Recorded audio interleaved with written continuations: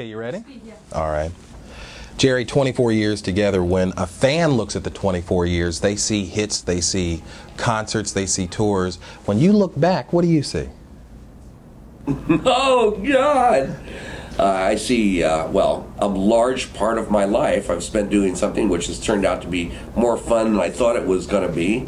And it's lasted way longer than I imagined it might. And it's taken me places that I would never have ever imagined. You know, so it's, I mean, it's hard to separate myself from, you know what I mean, from the experience. I mean, after all, it is my life, you know. It's like, for me, it's 24 years of all kinds of stuff of you know, like everybody goes through, you know, life and death and kids growing up and you know, stuff happening. And the Grateful Dead has been this one constant, continuous source for during the whole thing. So it's a big chunk, you know. It stopped being stuff like a career or a band or even a family and that kind of stuff a long time ago. It's gone way past that, you know, by now. You know, when you first started, I wouldn't exactly call the Grateful Dead mainstream. No, yeah. But now here it is. I mean, Don Henley's got lyrics about Deadhead stickers on a Cadillac. Yeah. You've got you've had a top 10 single. Are the Grateful Dead mainstream in 1989? I don't know whether we're mainstream or not, but we've certainly become a kind of a cultural artifact of some kind. You know, I mean, it's hard to tell whether or not our music is accessible to the large America, but we always thought it was, you know. I mean, I'm the wrong person to ask that question, really, you know. We'll see. I mean, if this next record does really well, then it's yeah, then we're somewhere. If we're not in the mainstream, we're pretty close to it, you know. How did Touch of Grey, that success, change the band? Or did it? It didn't really change it very much, no. Mostly, it made it so that now having lunch with record company guys is very comfortable. You know? They're really nice, you know. And, you know, that's probably the main, in terms of the quality of life.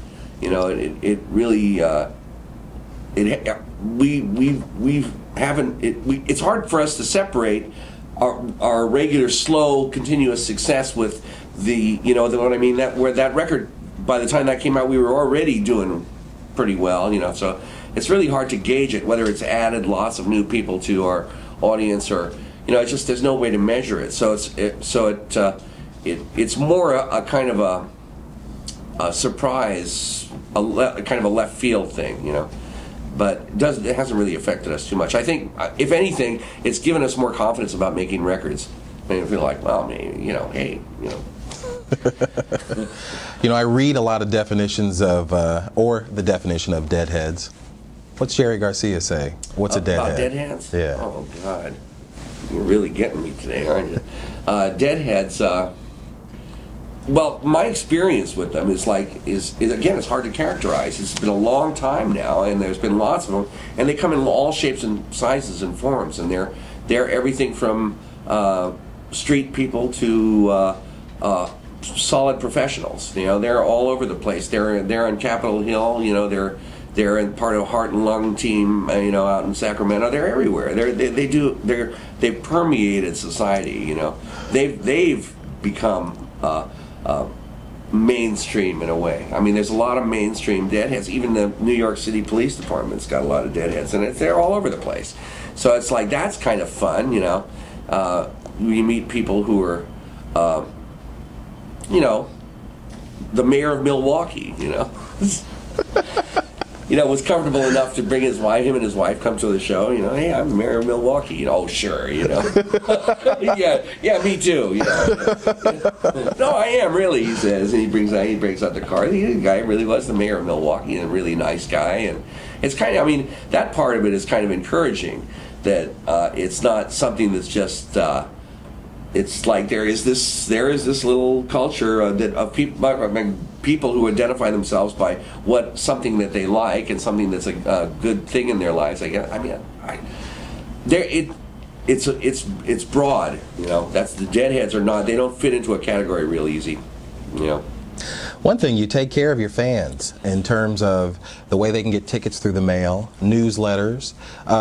There seems to be a genuine love for the fans of the Grateful Dead from the band. Yeah, well, they're paying the rent, you know.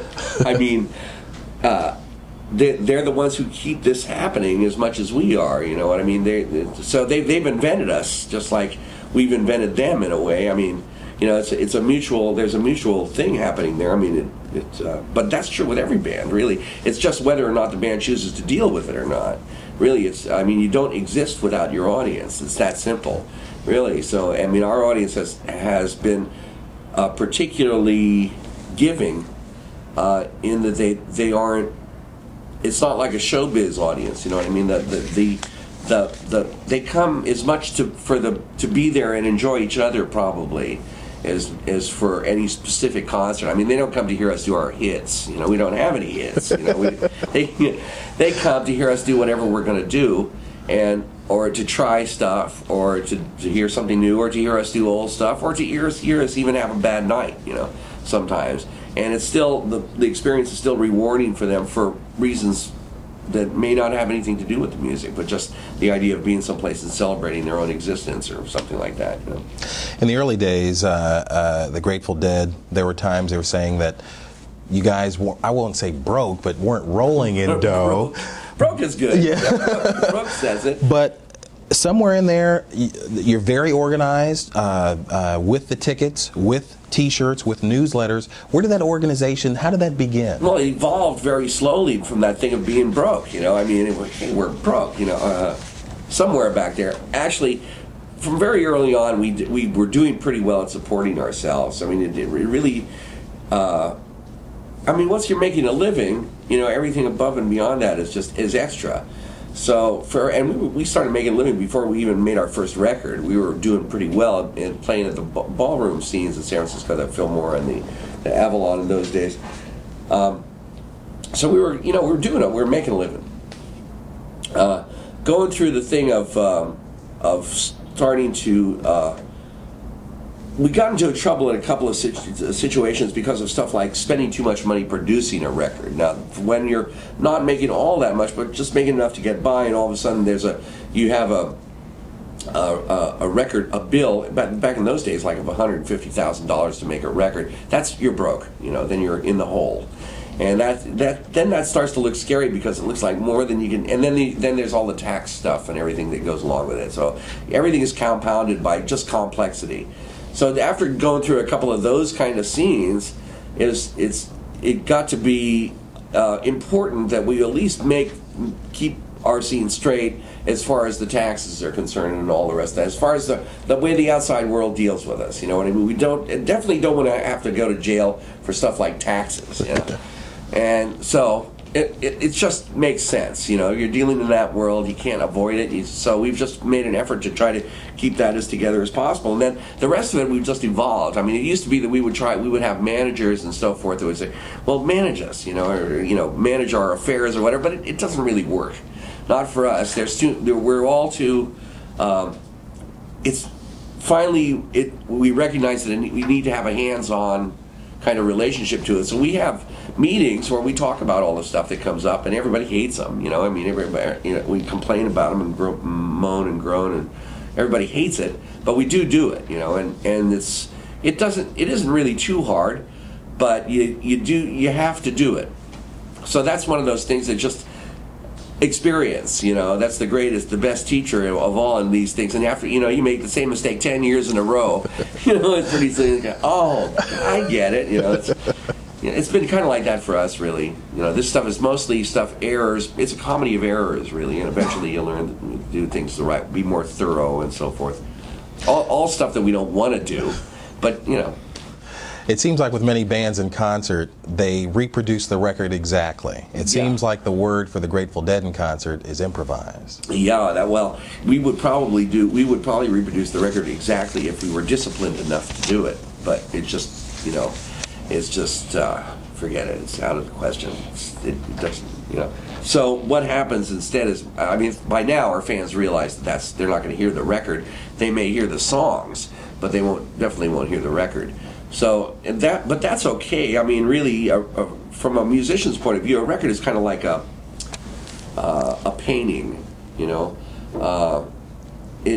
it's you have a chance to really study all the detail, and you can be sure that everything that happens in the song has the benefit of supervision. So you can pay attention to incredible detail. When you're playing live, it's a whole lot. It's a whole other experience. It's like a snapshot. You know, it's like a Polaroid. What's there is what's there, and the moment provides new things. Sometimes they're better, sometimes they're worse, but they're really two different things. It's like apples and oranges almost. You know, it's just. For us, that's been our big trouble making records. Really, is we've never been able to get that live energy into the grooves. You know, and we go in the studio and we might be able to get it to sound superficially okay, but it's just no life. You know, it'd be like, you know, so that's been the big mystery for us. But we're starting to get to where we can do that now. We're starting to understand what it takes to make that happen. Many bands, they hear the words bootleg tapes, they go crazy. But the Dead sort of promote the trading and the hoarding and the passing around of bootleg performances. Well, I don't know about the hoarding, trading, and passing. The thing is that we don't discourage the tapers, but it's just because it's a reality. You know, that even if you try to prevent people from taping, they're going to tape anyway. It's just there's just no way to stop it, really. So for us, it's one of those things of. First of all, they're paying to hear the music, you know, and I mean, after we're finished with it, you know, it's gone, you know, so why shouldn't they take the music that they paid for home with them? I mean, I don't see any problem with that, really, and I think that probably there's a superstition, anyway, in the music business that if you let people tape your music, somehow they won't buy your records. I don't think that's true. I mean, at least it doesn't appear to be true as far as the Grateful Dead is concerned. That is to say that if people buy tickets, they also buy records, whether they tape or not.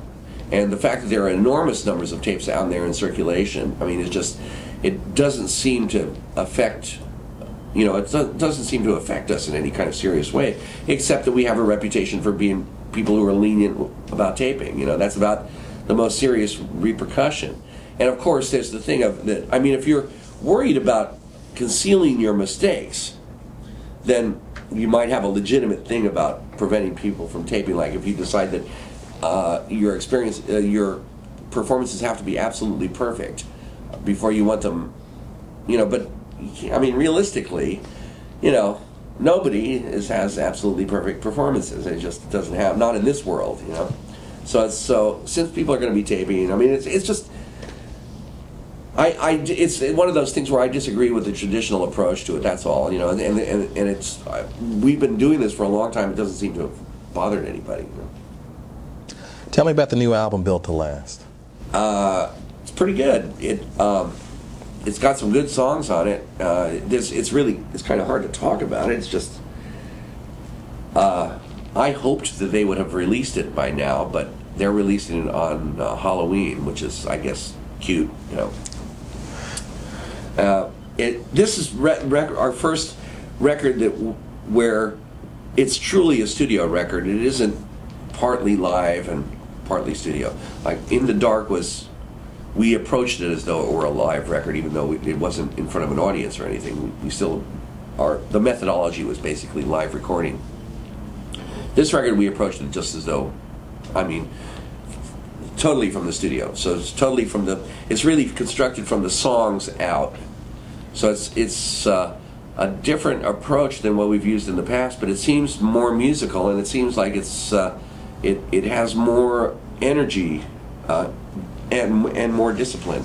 So from my point of view, from a producer's point of view, this is a really good record from the Grateful Dead. I mean, by really good record, I mean this will hold up compared to anything else in the world of, you know, professional recording. You know, it's at that level. So this is like one of those ones where I don't have to go, ooh, you know, don't listen too hard to these cuts, because, you know, everything on this record is really nicely done, and I'm pretty happy with it. whether or not anybody likes it or not, that, of course, that's a whole other matter. Unto a Foolish Heart, the new video. Yeah. Tasty video. It's nice. A lot of old images mixed in with the new, and there's a dedication or a thank you at the end. Yeah. Tell me how you mix the images and tell me about the thank you as well. Well, the idea came from, I guess, Gary Gutierrez, who's the director, and Hunter, who wrote the lyrics, of course, got together and talked about it, what kind of imagery they thought they wanted. Well, Hunter wanted to avoid any specific tie-ins with the lyrics. He didn't want it to be literal.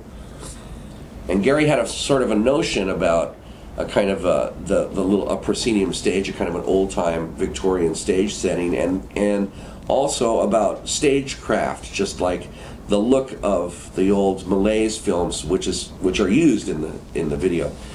These are a pair of French guys who made movies around the turn of the century, and they were the first guys to actually do special effects in movies. They had explosions and disappearing stuff, and they did actual camera tricks, backing up the camera and ghosts and people disappearing and all that stuff. They were the first ones to take advantage of that part of cinematography. They sort of invented, really, the early vocabulary of cinema magic.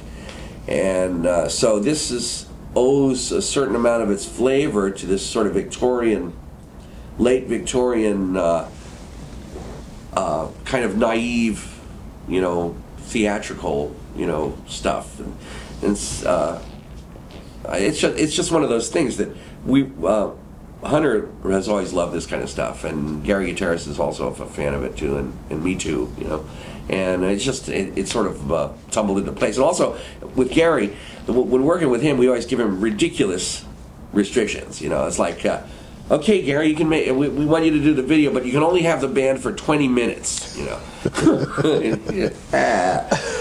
So he has to work within things like that. Really limited situations.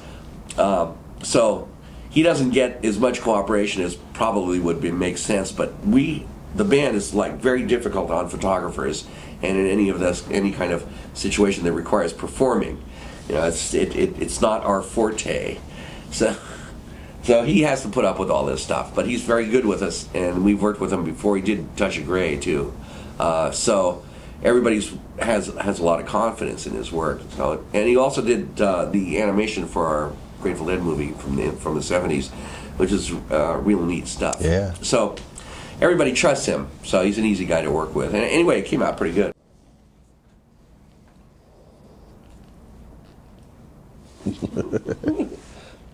Most of the time they don't like to have to cut to smoke. Yeah.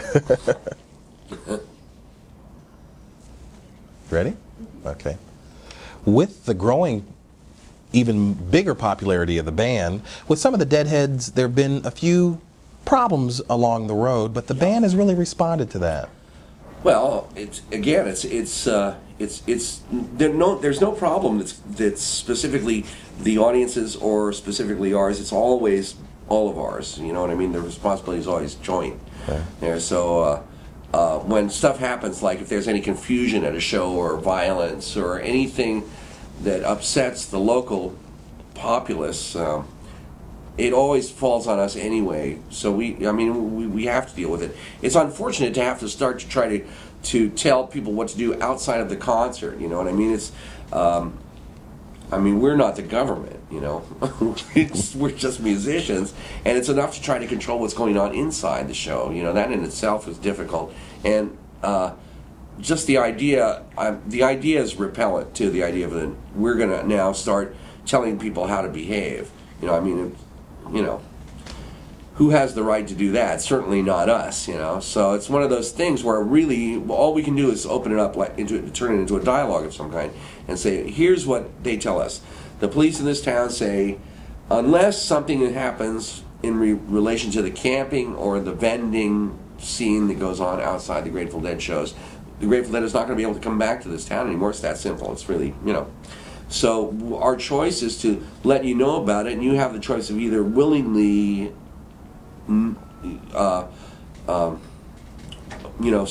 stopping that kind of stuff or avoiding that kind of stuff, or else it's just there's not going to be nothing. So the choice is it's dire like that.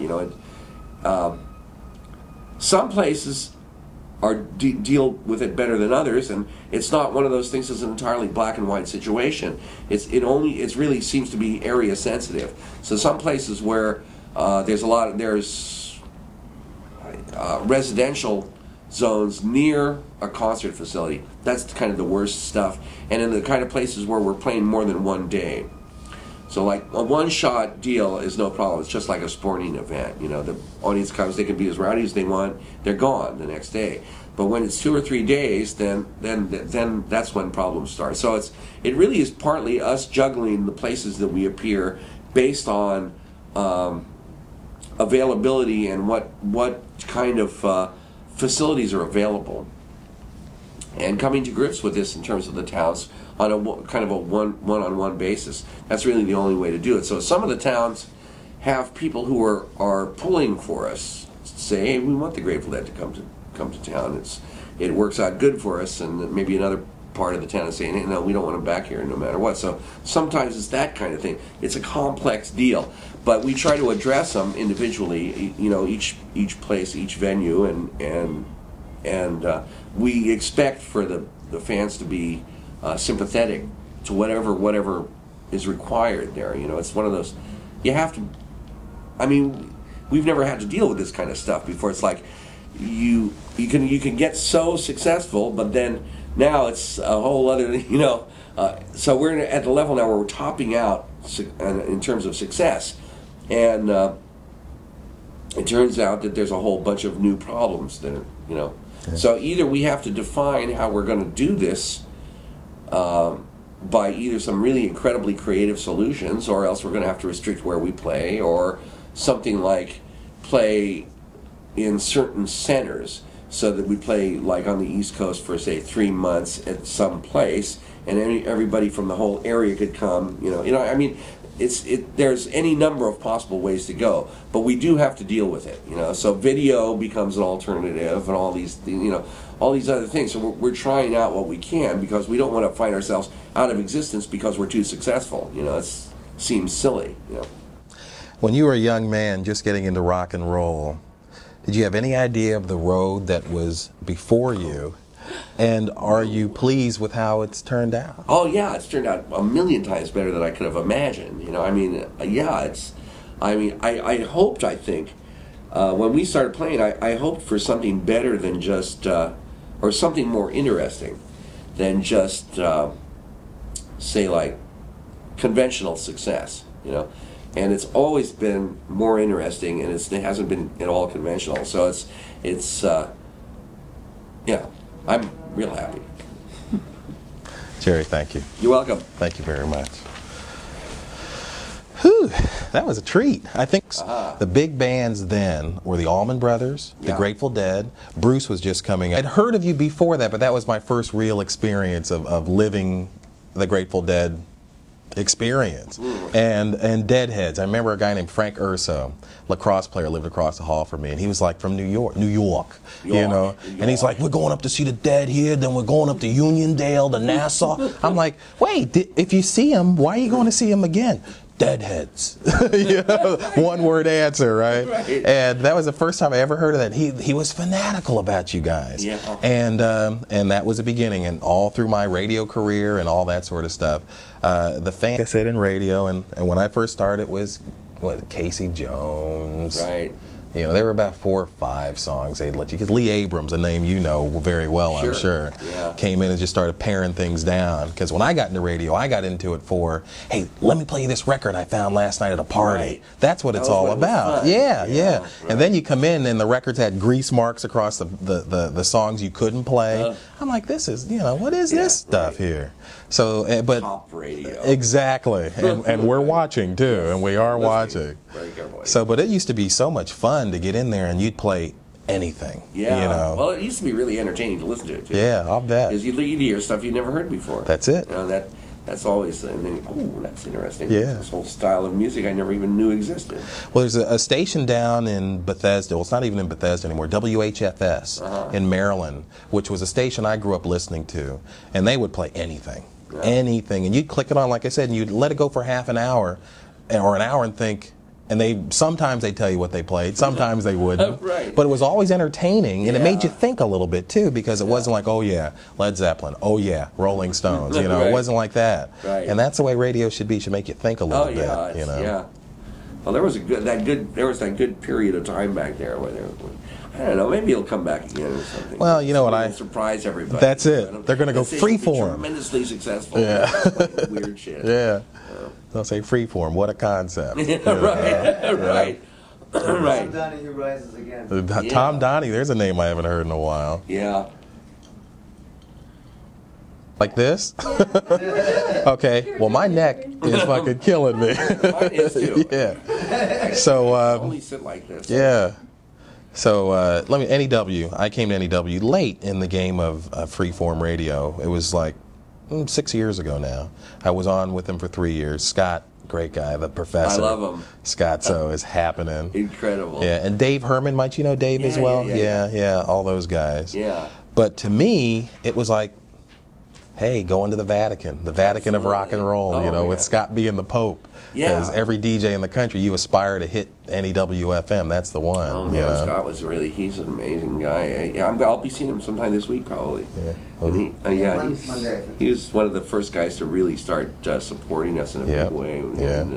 The Big Apple. Yeah. Well, give him He's a my great best guy. when you see Oh, him. I will. You know. He was also the first guy I ever saw who was like the consummate pro. You Yeah. know, I mean, he used to drink those tumblers of scotch. That's right. Man. He doesn't do that anymore. No, he doesn't. He's Yeah. standing up, and he'd cue up turntables. Yeah. And slotted NEWFM. commercials and that voice, Yeah, and Scott, he'd be there so- interviewing you at the same time. He was unbelievable. It was incredible to watch him. He was amazing. Jerry, when I auditioned, so to speak, for the show, they called me up from another radio station, and so he calls everybody Fats. Hey, Fats, how you doing, Fats? Right. And so he said, let's go out to dinner. And so we go out to dinner, and what we did, we went from bar to bar to bar. And I'm thinking, I was drinking Heinekens, just trying to Right. lowball it a little bit there. Right. And he's drinking scotch. By the end of the night, I thought, I think I have the job, but I have no idea where I live. Right. I was smashed. Right, he was amazing. Stuff like this, interviews and stuff like this. That's about it, really. What do you like to eat? Oh, well, last night we were going to stop at Nathan's, me and Mickey, to John Arsaro's and some hot dogs, but the place closed at 10 o'clock, 11 o'clock or something. Yeah, I couldn't believe it. It's not right in New York. You should be able to get a 24-hour-a-day hot dog. That's I mean, right. come In on. New York, New you York. Hey.